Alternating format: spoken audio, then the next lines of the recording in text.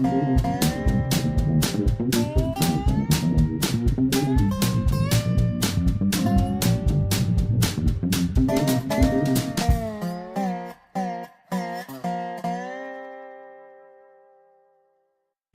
this is Dave Monk, your Prairie Monk, WAFT Champaign, 90.1 on your FM dial. And Dave on the board. This is November the 6th.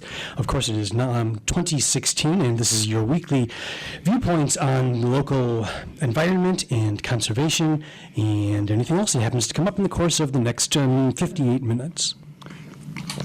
Yeah, busy week. Ron Sleater came and we picked seed at Aster Willow at Pope Prairie, which is kind of on the railroad side, a very good remnant prairie. And we tried to simulate that on 9 acres of ground across from the remnant prairie. So there's a little area that was attempted as a farm site, and so it's been disturbed a little, and it was subsequently herbicided some, so it's been subject to a fair bit of a disturbance. We try to keep it in keeping with the remnant prairie. You have to have an imagination. What was a prairie like when settlers came here in the 1830s? But the fact that there was willow aster there is a commentary on the remnant nature of the prairie that are on the railroad right away and the old interurban. So that collecting of seed is very, very helpful. You don't have to have a lot. There wasn't as much Liatris this year. Many species have their ups and downs, different years, different energy levels, and so not as much Liatris this year, but it's a diplomat, and it gives an idea that this is a prairie. The dumping has not been quite as bad. I called up the sheriff, and that old road is relatively private, and people can dump on it and not be observed. So we've asked the sheriff to move along it as best he can from time to time, sheriff vehicles, not just one person. So that was interesting. Farm market this week was the last market in the outer doors. It now goes indoors, and they'll start at 8 o'clock rather than 7 o'clock. And some of the people from outdoors don't have enough produce to go indoors. And indoors, people haven't got quite used to being inside yet, and also getting produce. Like Kerry's brings produce from southern Illinois, and it's not going to be frosted quite as soon as from here. So she'll be there at least for a couple of the indoor farmers markets. But I encourage you to support that as it gets to the holiday season. You'll get more people selling artifacts and art and things like that. So it gets to be a popular venue later in the year. Green Lids came along. They're going to do a CD They wanted a picture for their CD, and we spent some time at that. One of the questions you have is, what is the color of the image? The image they chose was from the Pocket Prairie, and it is has been scanned as on Dixon Graphics, so we called, and yes, the scan was there, so they can take that image and put wording across it as they might desire. And so it takes a little time, but it's very worthwhile. We have other CD covers, including some of our own. We have a CD on the Pocket Prairie. The Pocket Prairie this week was interesting because it was for Dad's Day yesterday, and we had people who came by and were interested and excited to do a 2-minute tour of the Pocket Prairie and be a little amazed.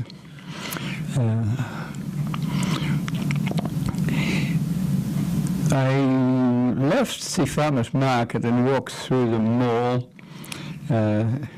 headed on my way to the Folk and Roots Festival, but on the way I encountered a lot of tables set out, and later I found out that it was a board game event. So there's a doctor in the Lincoln Mall who checks out your brain by doing games, and it certainly exercises your mind. And there were quite a lot of people at that, and so that's a side issue. That's not to be confused with computer games. These are board games, and David knows something about that. Oh, sure, I'll take and the rest of the hour quickly passes as Dave goes on for the rest of the next 51 minutes. Sure, there are a few board games out there that are barely games. There are games where you simply roll the dice and you move your piece, and whoever's piece gets to the end first wins. At least Monopoly makes it a bit more complicated by saying as you go around, you spend money and you earn money, and there's a little bit more detail to it than that. But you can spin things off into much greater detail with more pages of rules. And the amazing thing is you can lose the dice altogether. Imagine playing games where there's much less randomness. People are making most of the decisions themselves. Where are they going to go? There are popular games out there that are like this. Chess and checkers have no dice, so everyone chooses where to move their pieces in those two games. And yet when we turn to traditional board games, you almost always pull out dice. If you go to, I don't even know what the place is called at the mall, there's a game store at Lincoln Square Mall that has lots of games. Quite a few of them have dice, but there are a lot of them that do not have dice, or where dice are just a small fraction of what's involved in the game. And I don't know who the person is that you're talking about there. G, I think is his name. What's the name again? Dr. G. Dr. G? I wonder if that's the game store, the name of the store. Could it be like Dr. Yes. G's or something? Yes. I've played games that come from that store, and they're very, the views and opinions expressed are solely those of the speakers. I like a lot of their games because they get away from the traditional, even like Sorry and Uno and all of those. There are no dice in Uno. It's still, to me, an underwhelming game. There are way more interesting card games. It's not just board games that are fun. Card games can be much more complicated. Good Lord. Precision bridge is, you can't just sit down at the table and play precision bridge because the bids that you make don't have anything necessarily to do with the cards in your hand. So yes, but I completely understand when people say that games are good for you because they stimulate your brain. It's known from studying mice and other animals that the more enriched the environment, the more the structures in your brain expand. I'm not going to go into physiology, but it's in there. Your brain is better developed the more you use your brain. It's like muscles. The more you use your muscles, the better your muscles are prepared to do more stuff. And games are a good way. I've never gotten into crossword puzzles, but I completely understand crosswords and Sudoku and all of those. for people who want to use their brains like that, it's a great use of your brain. It stops you from watching television, which is a completely receptive sort of, says the non-TV watcher, the views and opinions and all of that. But yes, I like games a whole lot, and it's now been 3 minutes, so I'll give you your show back, and just don't talk about it. That's very good. I was looking for you there, perhaps. So then I walked across to the Cinema Gallery, and the Cinema Gallery has Preston Jackson show. Preston Jackson is a very interesting artist. He's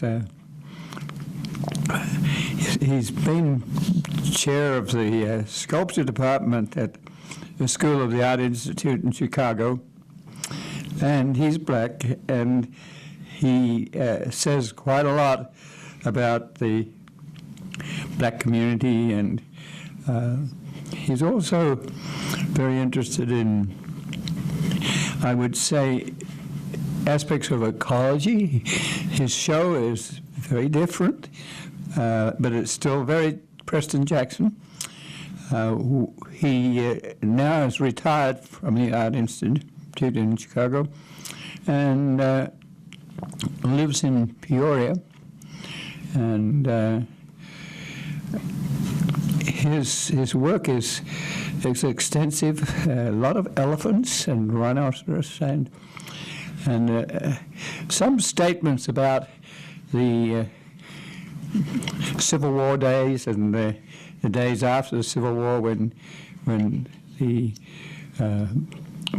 black community was given the opportunity to be free, but wasn't really actively free. It was hard for them to own a plot of land and to be looked on as genuine, equal people. So he has a horse there with a gentleman with a gun there, riding over his small acquisition as a free Negro citizen after the Civil War and Reconstruction. But yeah, I would encourage you to go look at his exhibit. It's very interesting. And the Cinema Gallery does very well with some of these things. It's they have a lot of name artists, and it's rather wonderful to have a sales gallery like that where people of note can express themselves. I walked down the road to Folk and Roots. Folk and Roots had an office space there, and one of the early in the day events that I didn't get to, but I've been to before, was a harmonica workshop run by David. So can you say something about that and the use of harmonicas? I've watched some of the West Festival, the West... West Fest. No, West sessions. Oh, I see. I have people that come with harmonicas often, and they have a frame on their chests, and very sophisticated, and there are various instruments. So tell us a little bit about your workshop. It's a good thing that I don't have any games having to do with harmonicas, or seriously, your show could be in jeopardy here. Yes, unfortunately, I did not even think to bring any harmonica. After my backpack was weighted down yesterday with several pounds worth of harmonicas to give away during the workshops, I didn't bring even one today. The harmonica is designed to be almost error-proof.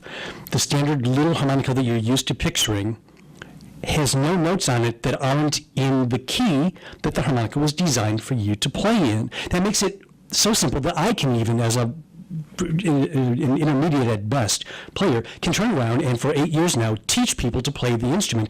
And in no time at all, every one of them was playing the song Frere Jacques. Without me being there, I'm pretty sure all of these people could have sat down with a harmonica, picked out where the notes were, and within the course of a couple of hours at the most, they could play that song. That's one of the great things about the harmonica. It's also a limit. There are lots and lots of songs out there that don't have only 8 notes in an octave. The song Do Re Mi from The Sound of Music, mostly, if not completely, only uses Do Re Mi Fa Sol La Ti Do. But lots and lots and lots of songs would really suffer from losing the flats and sharps, as they're called, that go along with that octave, just going from do to do, an octave above. So that's one disadvantage of the harmonica, but one way you can make up for that is by taking the harmonica and starting playing it in a different place. Almost all of the notes in the key of G are on a harmonica in the key of C. Forget G's and C's. If you have a harmonica, try not starting with hole number 4, where the octave typically starts. Try starting on the breathing in 2 hole of a harmonica and see what kinds of sounds you get from doing that. Try playing almost exclusively draw notes, breathing in notes on a harmonica. And the sound of the harmonica changes, and I won't give music theory because I don't actually know music theory. That's one of the great things. You can play the harmonica without knowing a scrap of why it works out the way it does. So without having a harmonica, this is just the grown-ups from Charlie Brown. Wah, wah, wah, wah, wah, wah, wah. But yes, if you've got a harmonica, that was my point with the 15 or so people yesterday.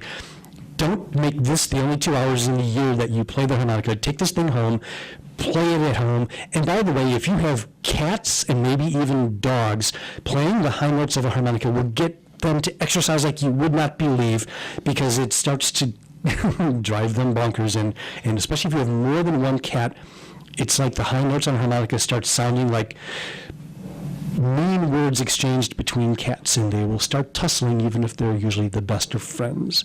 So that's distilling the good 20 minutes of my 2 hours yesterday down into a couple of minutes of talking. Yes, I've been to that seminar and enjoyed it a lot, and appreciate the fact that I now have a harmonica and play it occasionally.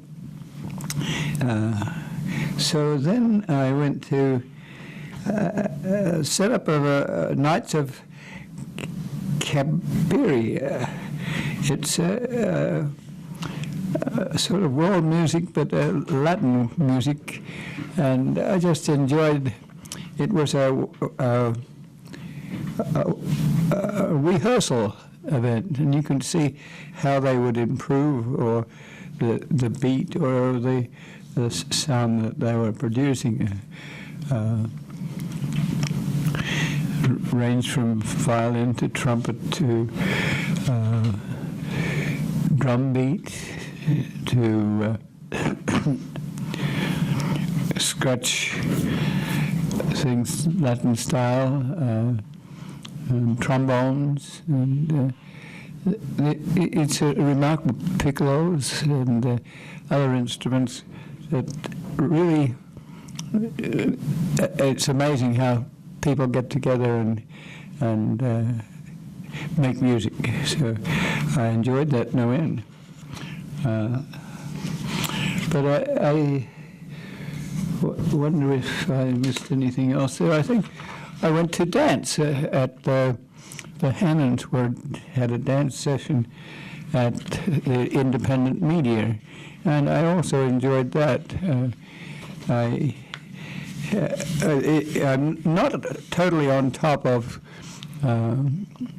organized dancing, but they had waltzes, and Dan, who I know, when we were talking, and he was reminded that Adrian Bauer and I were waltzing outside on the street at one stage, and he had not forgotten that. I probably waltz Australian country style, which would be very different from Miss Fee, Miss Fee is a dance teacher with very strict ideas of what a waltz is, and I remember being at one of her dance events, picking someone up, and I just moved in to waltz, and I was not doing it in as formal a manner as Miss V. Miss V got a lifetime award for teaching dance in various situations locally. It's from the 40 North Art Organization, and she is remembered kindly by a lot of people who have learned to dance from her, but she is a fairly formal dance person, and if you come to a ball, you would come with all the appropriate clothing and you know how to behave. And some of the ways that I work and enjoy dancing is rather more informal.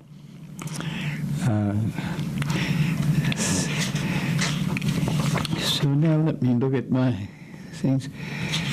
I think I want to say something about last week's program. We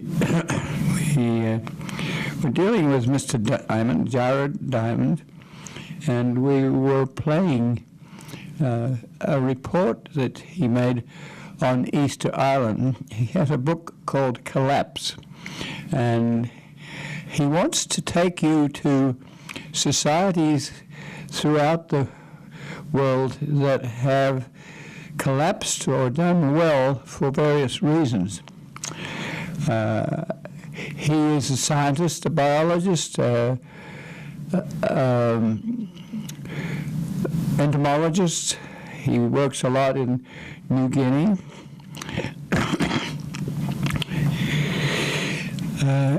He wants to remind us that science can be very strict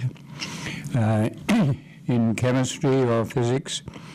You can have a chemical solution to which you can add something known, and you can repeat that event over and over to get a good statistic, to come up with a scientific answer.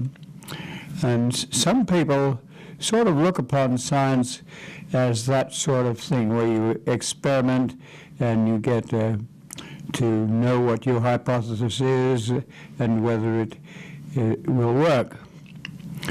The other type of science is not quite so understood, but it's comparative. You cannot take a human and apply a treatment to humans and do that in accordance with a formal laboratory experiment. You can't do that with animals. You can't do that with continents or sociological situations. So what you have to do is comparative science. You have to look at a situation that was or is, or try and find the comparisons between this situation and another situation. If you're lucky, you will have 3 islands, all with a similar background, and each island will have a different variable. So then you can make some conclusions. It's sort of artistic, but you get some idea of what drought might do versus what flooding might do.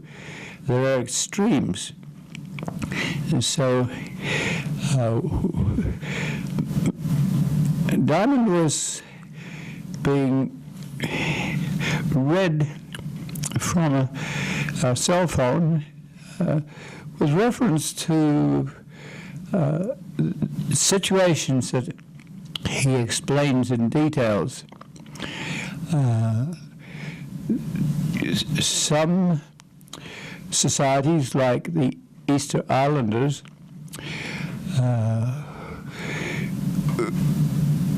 were very populated, and very sophisticated. They made huge statues and used the island to the point where there were no trees left. And then there was a collapse. Sometimes the collapse might be due to your friends and relatives not providing you with certain foods or exchange of products. Sometimes it might be that you're away in the middle of nowhere and you don't have that sort of exchange. And also, you don't exactly know what was going on. You have a number of factors that you can look at. You look at the climate, you can look at the, even these days, you can look at the DNA and look for what happened thousands of years ago. And you can also make assumptions that may or may not be right until you verify more. So you're looking for paleontologists, archaeologists, biologists, physical climate people, volcanologists who are looking at the raise and lowering of plate technology and the like. So what we did last week was look at one instance, and it was at Easter Island. There are many others. One of the most famous ones is the Aztecs. The Aztecs were a group of somewhat competitive but somewhat cooperative organizations, somewhat independent of each other, somewhat dependent on each other. It is interesting that sometimes your best friends that are providing you with a product like oil or food, at the same time you might be at war with each other. So you have to look at what was happening, and fortunately for us, the Aztec communities that bridge several different states in the Latin America have left when they reached superiority by one organization called the Snake Family. And they coalesced all these individual organizations and were in charge for a long time. And all of a sudden, they died. And they left pyramids and artifacts that were sophisticated in language, sophisticated in understanding of the world around them, sophisticated in terms of trade, and we constantly have academic people who can make that understanding, our understanding of that situation, better. So what Diamond wants to do with the book that he's written called Collapse is to go to those different societies, whether it is Angkor Wat in Southeast Asia, or the Egyptian situation, or the people who were invading the empire that was the Roman Empire. The pagans from the north were coming down, but did they come down because they had power, or was it that already Rome had overused its resources and was weak? So sometimes societies close out because they're weak. Sometimes, like in the Mesopotamia area, there was irrigation. And irrigation, if you irrigate a salty desert, then you get salty water. And eventually you lose out for that situation. So I encourage you to go to National Geographic this session. There's a nice article on this snake organization. It gives an idea of the artwork, and how people look at that society. So the chapter after chapter for Diamond is to go to places like that and do your own research and understanding. So that's probably enough to give you a reminder that we may be in a state of collapse. Therefore, it is important for us to look at societies that have in the past failed, but also to look at the societies that have in the past done well.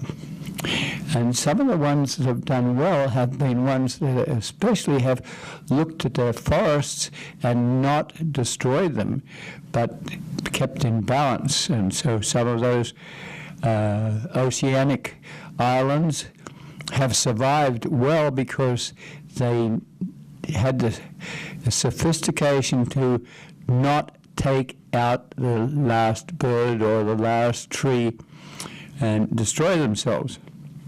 And the question is, are we taking out the last tree or the last piece of food? We have Malthus, who earlier in the 1900s was worried about us running out of food, and we didn't run out of food. We adapted by going from horses to tractors, from petroleum, which is fairly well refined, to diesel, and both of those replaced steam engines that you used to plow your field with a steam engine, with a very low efficiency, like 7% of your energy that you put in went into your job. Diesel, on the other hand, was much more efficient, and so even today a lot of our vehicles are diesel vehicles because of that efficiency. So there are things that we should watch. Is climate a fortuitous event because the world wobbles? We don't always know what's happening to our ice caps on the North Pole and the South Pole. They're melting very rapidly. Is that due to nature, or is it due to human activity, creating a greenhouse situation where humans are involved? So do we need to think about the human element, and do we need to look to those past societies to see if they were overstepping the mark? Are we overstepping the mark? What should we do? What should we think about? How do we handle an endless population of people? There's resources, but there are also people, and then there are also people who, if fewer, can demand sophisticated use of those resources. So do you need a swimming pool? Do you need a huge house? Do you need a railroad? Do you need cars? Do you need to share cars? So what Diamond is doing is a comparative scientist. He's also a laboratory scientist where you have an insect and you apply a chemical and see what happens. So Diamond is trying to warn people that they should know more about their environment so they can predict what might be human activity. That's enough of that, but we're constantly involved with that because from day to day as environmentalists, we are down to 0.01% of prairie locally. That means that we're getting rid of all the biochemicals that we might need in 500 years' time. So it's not just a global problem, it's a local problem too. It's at various levels.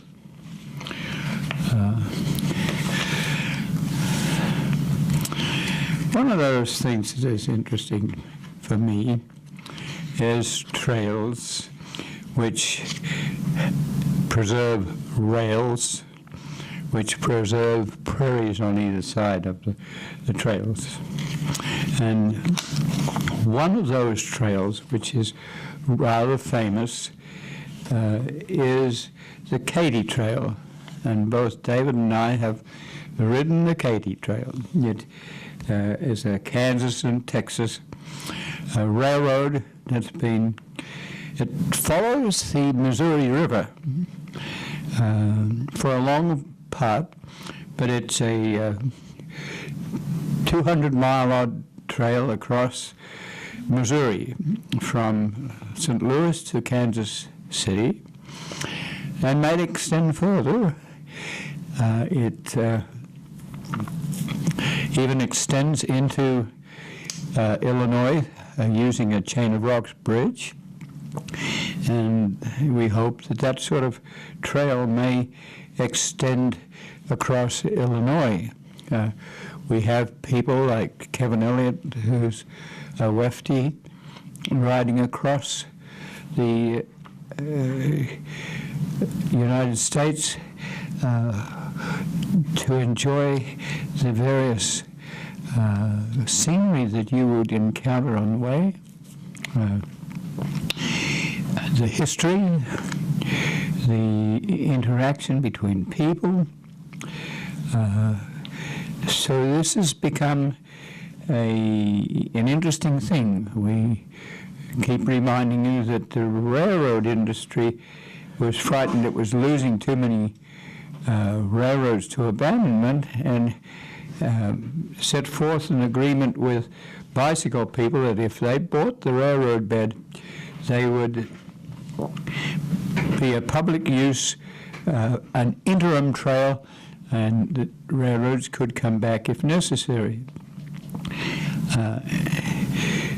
So there are now 30,000 of those trails, and Katy is one of them.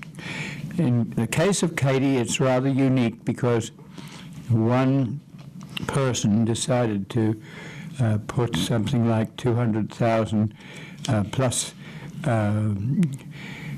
upgrade money into a trail between St. Louis and Kansas City. Now that trail is extended to other rail beds that make a circuit so that you can go to Kansas City and come back through Jefferson City to St. Louis on a more straight trail, but still interesting.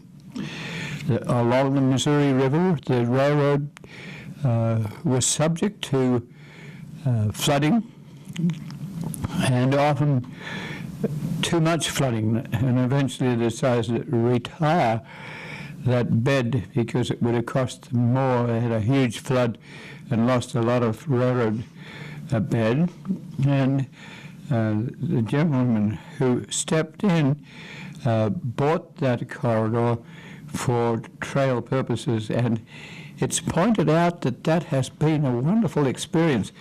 It has brought in, like, I'm looking at one page here, $18.5 million per year of direct economic impact generated by the Katy Trail. That means that there are historic sites. If you go to Defiance, they have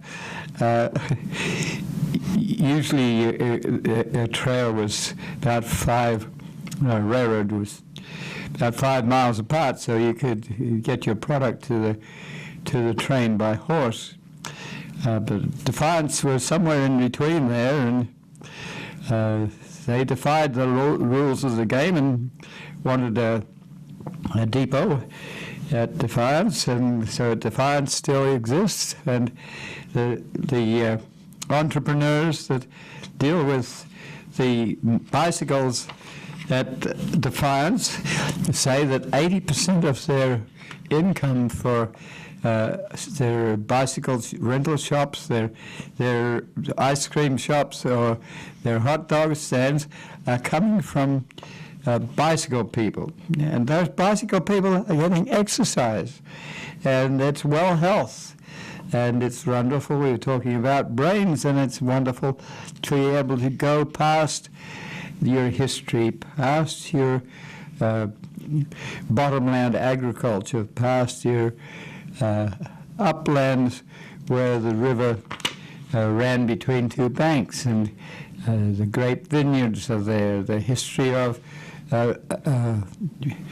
prohibition, the destruction of all the stills, the slavery situations where the slaves would be put together to bed at night and chained to their attic dwelling. Allow me to interrupt at this moment. First of all, we're way past the halfway point. We should let people know the views and opinions expressed are solely those of the speakers and no one else. You, of course, had to touch upon a third of my passions, bicycling. What if I could tell you that the guy you've been talking about who's ridden that trail just walked into Weft? I won't signal him to come in, but if you wanted Kevin to talk at all, okay, let me grab him for you. Keep going, and Kevin will join us to talk about the trail. Okay, he's on his way in. There's no time for you to... Please grab that. You wouldn't want to talk about the Katy Trail, would you, which Dave has just been talking about? Give us... I've been giving him 3 minutes on harmonicas and 3 and 4 minutes on board games. Or somebody speak up. Yes. Somebody say amen about the Katy Trail and bicycling. Yeah, Yes. the Katy Trail is pretty cool. We've ridden it 3 times, Sandra and I, and it goes practically all the way from... Alton or that neighborhood all the way. Illinois, across the Chain of Rocks Bridge. Almost all the way to Kansas City now, pretty close. And he's just been telling us that they've got a more straight line version of it. You can actually write some kind of a loop from the original trail to a new straight version that goes through Jacksonville. Have you heard of such a thing? Oh, I didn't know about that. Piece of it? This is being built. We used to take a little spur up to Columbia, which is off of the main Katy Trail, but it's another little trail that goes up north about 10 miles or something to Columbia. Well, the really nice thing about it is that it's all a state park, so it's all really well maintained, and it's right next to the Missouri River during most of the ride. You have bluffs on one side and the river on the other. But then you go through patches of agricultural area, farmland. You go through some small towns. So it's a lot of nice variety, really. And just the quality of the trail is that it's what's crushed limestone mostly. And they take good care of it. And it's really well maintained. Very historically interesting because it's much of it's a Lewis and Clark trail. Right, so you can learn a lot on those trails as you go along. They'll read the historical markers and documentation of various floods and things of that nature. Say something about the entrepreneurs that are operating along there. I've got a figure they got here. B&Bs and campgrounds. $18.5 million of income as periphery to that Is trail. that right? I mean, sometimes you can't tell that because you often go long stretches without even being able to get water. I mean, but it looks like maybe they're actually boosting that a bit. Yeah, you do have to, if you're planning it, you do have to really be thinking about where you're going to be staying the night and making sure that morning you think about how far you can go and look and see where you can get a reservation, because it's not a given unless you're camping that you're willing to just throw a tent somewhere if you end up in the middle of nowhere, because it isn't well populated. I mean, it's not like it's a given that there's every 30 miles there's going to be some place for you to bed. Now maybe that new route will have more of that entrepreneurial businesses We in have there. to watch the entrepreneurs because the places like the Grand Canyon are going to, the entrepreneurs want to go down with a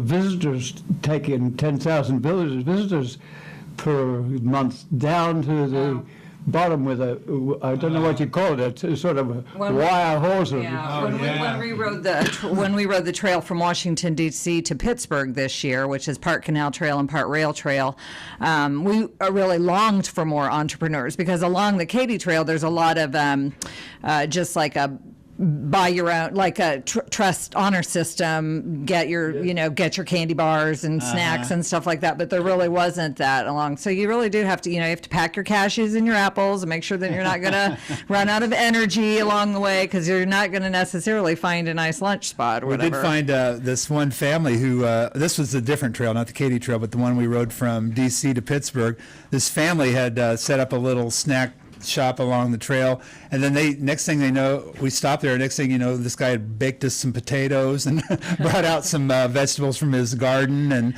fixed some other guy a bowl of soup. And yeah, that was really nice. Well, talking about Pittsburgh, that area has now been designated as a memorial for the 11th of September. Oh yeah. It goes from New York to Washington to the Pennsylvania site. That was where one of the planes went down. Well, we definitely learned more history on the trip from Washington, D.C. to Pittsburgh than we have on any other trip, because it was so amazing. All the coal mining history and the history of the canals. Gettysburg was there. Yeah, Gettysburg, right. And Harper's Ferry. Yeah, right. Right there. Yeah, so when you're on a bike, you can really stop at every little signpost and read all the information. We crossed the Mason-Dixon line and saw the history of how those surveyors came over from England and took 13 years Well, or they've whatever. taken the small trails that have been already established and they can coalesce them so that you can do a tour, a national tour, and it has a lot of memories because those people that are traveling them are often doing a memorial track. Yeah. Get on your bike and ride. We're heading there now. We gotta We're actually go. going to picking up our grandson to go Tell to the me cabin. just a little bit. You go to some of the meetings associated with our own trail that goes to the Kickapoo Trail. And how do you translate Katy Trail to the local trail? Well, we haven't actually gone to a lot of the meetings. I think we went to the one, I think that where you were recognized out there by when they broke ground. But we haven't been involved in a lot of that planning. We have. Yeah. We love to ride to the very place the trail's going to, because we have a little cabin near the middle, the Salt And it will be, yes. But we go through Homer, and we go past Homer Lake, through Homer, and then through like down to Fairmount, and we like that ride a lot. But you could go to Oakwood and go down. Yeah, we you do could. that too. We take that route sometimes too, that road that's just north of the highway. Yeah. So you have to think about who will be the bicycle shop in St. Joe. I really think that it will encourage a lot more people from Urbana to get on their bike. That's what I think. That there will be rides to St. Joe from Urbana for people who are normally think they can't get out of town, because they're afraid to be on the road. There's a lot of people who want to ride a little bit farther, but they're afraid to be on the road. So I think that's the people it'll really cater to. I'm personally not afraid to be on the road. I love off-road biking, not off-road You have to have a trails, different but- bicycle often. You do, right, you do, and I love, not having to worry about the traffic, and the canopies of the trees, are nice. But I also don't mind riding on the road where, I can just get some pace and. This trail will go to the Kickapoo State Right, Park, so right. you have a resource at that end. Right. And then it can also end up at Decatur if we... Yeah, that would be great. And we have our own all the 33 way miles across country. from Monticello through to Clinton. Yeah. Now Dave might not like it as much because you ride the really skinny tire. 23 millimeters. Yeah, I've ridden those kind of bikes on the Katy Trail before, and it's just a little more challenging. But I was able to do it. When I've done my cross country trips, I've discovered I can ride on anything if I have to. Yeah, You kinda do what you there's have to do. preferences, but there's well, let's just get on your bike and ride. That's what I say. Don't wait till you have the perfect bike. Don't wait for the perfect weather. Don't wait for the perfect anything. Just get on your bike and ride, and you'll start getting used to The it. talent locally is that the trail won't be developed completely till next year.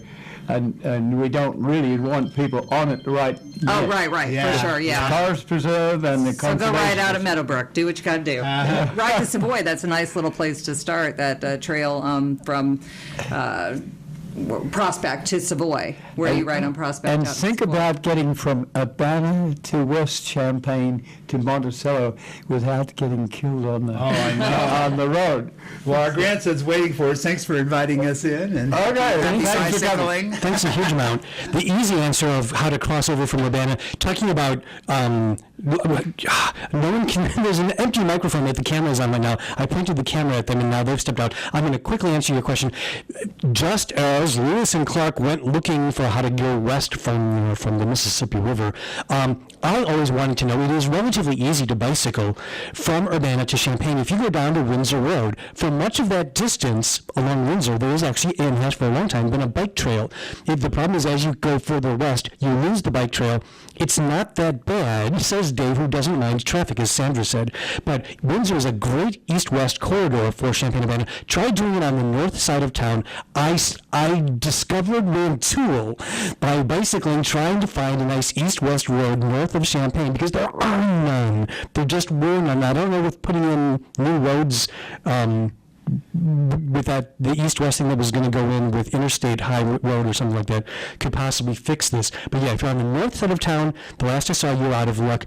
If you go south, Windsor Road, and if you go further south from that to Curtis, those are not as bad. If you don't mind cars going past you at 50 miles an hour when the occasional car comes through. And I'm going to put the camera back now. So, Dave, you can have your own show back with 6 minutes to go. We just interrupted you If so you go long. north from Urbana, there used to be an interurban line that could be reconstructed to go all the way to Paxton. But it needs a lot of community action. So what I'm looking for is the leadership to think about regional planning for these trails that fit into a cross-country establishment of trails. And they all have their side issues. And the side issues are quite exciting, as you can tell. So if you in doubt, go to the fall issue of the Rails Trails magazine, and it has some of these discussions. And there's some discussion of a trail that I went to in Iowa not too long ago, where they've taken a big bridge and put artwork on it, and the artwork is in form of the structures that keep the fence on either side of a bridge, and these structures are a kind of geometric, but they attract people to have their weddings there, to have meetings there, to just enjoy themselves at this particular site. There are bridges that have been preserved. If you're smart enough to have a rail trail early on, before the bridges are taken out, then it costs you millions of dollars to put them back in again, then the bridges are interesting. We talked about the memorial services. That sort of is interesting.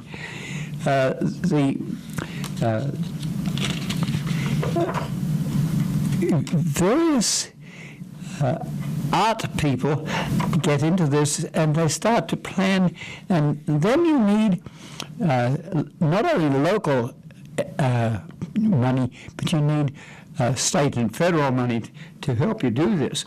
Sometimes you put a railroad adjacent to a railroad. In fact, when you come through from Urbana to Champaign, there used to be 2 railroads parallel to each other. So that's. I'm encouraging you to think about the trails that we have that are between Monticello, Champaign, and Clinton, because we have a move to dig up that land that is thought to be valuable for corn and soybeans, and that destroys the contiguity of our trail. And we need the financial support to, and the metaphysical support, just the enthusiasm to know where the resources are, to know about the attempt to re-rail from the Railroad Museum in Monticello through to Champaign, so we could occasionally get a historic train in to have a parallel interurban bed that might be for the hikers and bikers. It takes generational interest here. These things don't happen quickly. It's taken 20 years to put the Kickapoo Trail into action, and then you have to have the cost of maintaining it. It doesn't just look after itself. If people don't know, then they can mess it up by using off-road vehicles or doing untoward things. And so one of the bigger costs of a rail trail is maintaining that trail, especially for the first 15 years, while people get to know that actually publicly they own the trail. It's theirs, and they are the stewards of it, and they're the ones that can control their teenage child that might want to use a four-wheel vehicle to wheelie across the trail. So it gets to be self-perpetuating, and then you don't have quite the cost. But there'll always be weeds, and there'll always be situations where you can encourage a prey or something interesting on the side. And I'm showing it's about 1 minute, and so we have to close off. This is Dave Monk, Prairie Monk, WAFT, Champaign, 90.1 on your FM dial. And Dave on the board. And as always, the views and opinions expressed on this show are those of the speakers and nobody else. And let's see, so Dave has been pointing things out from the current issue of National. Oops. Okay, but the thing about the Katy Trail, is that in Rails to Trails? Yes. So if you go to Rails to Trails, that's not number 2. I believe it's railstotrails.com. I believe that's the website for the Rails to Trails. I said .com. That should be .org. I'm really sorry, and I'm not holding it in front of me. You can find out about it. Dealing with Mr. Diamond and the Maya industry, go to the September issue of National Geographic for a discussion of the Maya Empire.